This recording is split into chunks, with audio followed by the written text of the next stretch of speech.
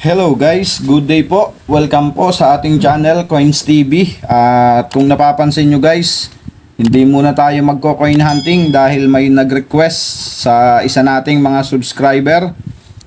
I-update daw po natin ang year 2009 dahil medyo hirap daw po siya sa reverse 4.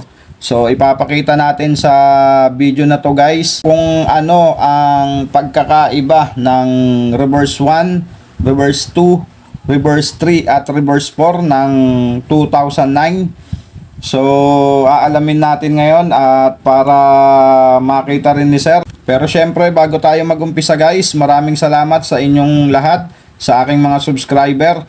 Maraming salamat po, lalong lalo na doon sa nagla-like at nag-share ng ating video. Maraming salamat po sa inyong lahat. Sana po ay patuloy nyong i-share at i-like yung ating video guys. So ipapakita ko sa inyo ngayon guys ang reverse 1, 2, 3, 4 ng year 2009. Sa ngayon kasi ang naka-record sa Numista guys, may 4 na variation nga ang 2009. Reverse 1, reverse 2, reverse 3 at reverse 4. So ang ating pong subscriber na si Jeros Villanueva ang may request nung ating video ngayon. Ang sabi niya po, ayan po, sir, pwede po update ng 5 piso coins 2009. Hirap ako sa reverse 4. Salamat. So, ayan po ang sabi ni Sir Jeros Villanueva. At eto nga guys, ang reverse 1 ng 2009. Ang reverse 2 ng 2009. At ang reverse 3, ayan guys, tingnan nyo maigi. At ang reverse 4. So ayan po, may 4 na klase pa ang 2. At ngayon nga guys, para maliwanagan natin ang husto, so pupunta tayo sa Numista, ang ating pong source sa ating coin update trend, at sa mga hawak pa nating coins na. So tara guys, punta tayo syempre dito sa ating kaibigan na si Mang Google, at i-type lang natin dyan guys ang 5 piso BSP Numista. So ganyan lang guys, dapat may Numista sa dulo. Ayan. Ayan na nga guys. So eto na tayo sa ating i-update na 5 piso. So ayan ang kanyang features guys. Malalaman nyo dyan lahat ng impormasyon sa ating barya na 5 piso. At diretso na nga tayo sa ating i-update na 2009. So ayan guys, ipapakita ko lang sa inyo na may 4 na klase ang year 2009. So ayan guys, 1, 2, 3, 4. So eto po siya. Ayan. Reverse 1, reverse 2, reverse 3 at reverse 4.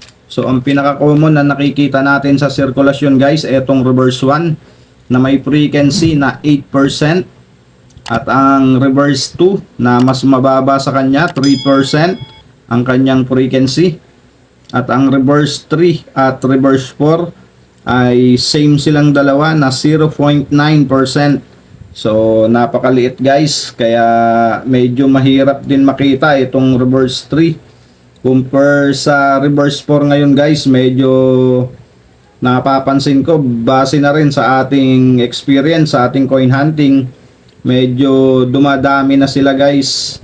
So itong reverse 2 medyo konti lang. Ang pinaka-common kasing nakikita talaga natin ito. So ang medyo mahirap-hirap itong reverse 3 na 2009. So ayan guys, at punta nga tayo dito sa taas para makita natin yung Ano ba ang pagkakaiba ng reverse 1, reverse 2, reverse 3 at reverse 4 dito sa ating 2009? So ayan guys, at silipin nga natin dito. So ayan,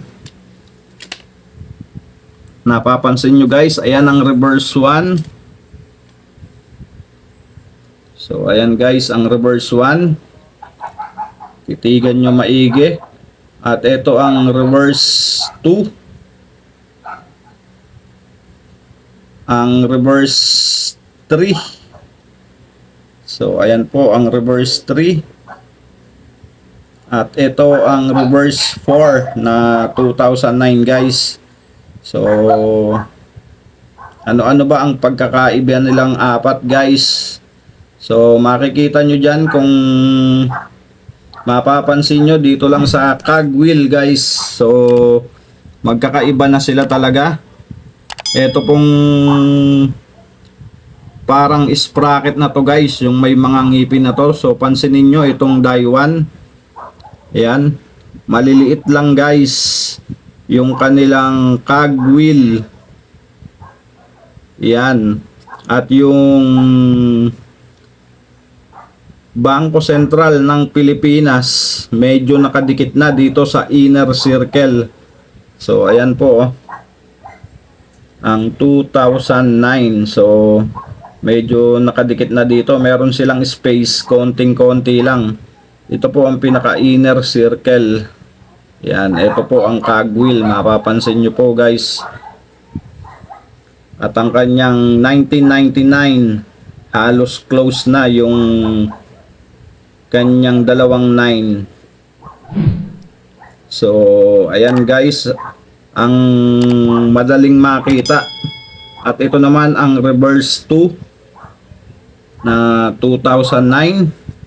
So pansinin nyo guys, ang kanyang 1999 medyo malaki na at may space na.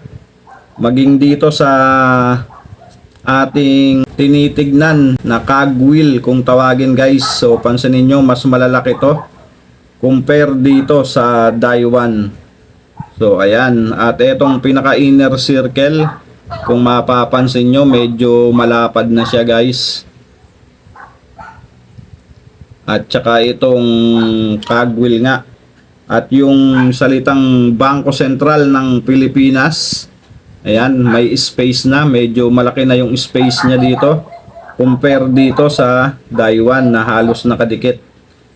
So ayan.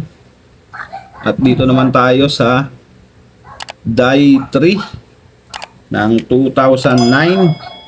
So ayan, kung mapapansin nyo, itong pinaka cogwheel niya halos nakadikit na dito sa may inner circle compare dito sa die 2 guys. Ayan, mapapansin nyo may pagitan pa. Dito sa die 3 halos wala na, halos nakadikit na. Maging itong Bangko Sentral ng Pilipinas na nakalagay sa kanya, halos nakadikit na rin. At ganun din ang kanyang 1999 guys. Ayan, halos magkadikit na, pero dito sa 1 may space, maging dito sa 3. So dito lang sa cogwheel guys makikita nyo na yung pagkakaiba. At eto, dumako naman tayo dito sa die 4 ng 2009. So ito mas lalong kitang kita natin yung pagkakaiba dun sa naunang tatlo. Dito pa lang sa inner circle guys, so hindi siya ganong kalaki pero makapal siya guys. So kung mapapansin nyo rin yan dun sa mga 2009 nyo na die 4. So ayan, napakakapal niya. At yung kanyang sun rays guys maliit lang, short sun rays. At etong inner circle niya guys, ayan, makapal din. Hindi katulad nung iba na malapad lang. So ayan oh. Ayan guys, yung sa die 3, yung sa inner circle niya malapad. At ito ay malaki guys. Hindi siya malapad pero malaki siya. At pansinin nyo din guys, itong Bangko Sentral ng Pilipinas, na nakapaikot sa kanya. So halos nakadikit na rin siya sa kanyang inner circle. So ayan guys ang pagkakaiba ng die 1, die 2, die 3 ng 2004. So ayan guys, narrow date, long sun rays. So wide fine date, long sun rays, wide bold date, long sun rays. At ito naman sa die 4, narrow date, short sun rays. So ayan guys, ang die 1 ay makikita nyo sa 1995, 2009. Ang die 2 naman 2009, 2012, 15. Ang die 3, ayan, 2009, 11, 12, 17. At ang die 4 ay nag-iisa pa lang sa year 2009 lang makikita. So ayan guys ang kanyang pagkakaiba ng die 1, die 2, die 3 at die 4. So ayan guys, i-screenshot nyo sa mga cellphone nyo guys para po may kopya kayo, o magpunta lang po kayo dito guys sa n.numista.com. So itatype nyo lang, punta po kayo ng Google, itatype nyo lang ang 5 piso BSP Numista. So ganun lang po guys, dapat may numista sa dulo para mapunta po kayo sa website 5 piso BSP Numista. So marerekta na po kayo dyan, at kayo din po mismo mag-aral dito sa Numista para po makilala nyo pa ng husto yung mga pagkakaiba-iba ng ating mga coins. So ayan guys, makikita nyo dito, ayan o, yung die 1. Ayan po yung 1999, halos nagkadikit na, at yung inner circle nya hindi ganun kalaki.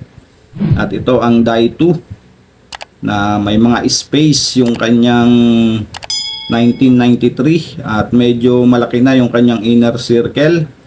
At ito naman ang die 3, ayan, may space na, at pero yung nya ay hindi ganun kalayo. At yung inner circle nya guys, ayan, lumapad na, malapad. At yung die 4, ayan, ang kanyang 1999 halos magkadikit. At ang kanyang inner circle guys, malaki. Ayan, hindi katulad nito na malapad.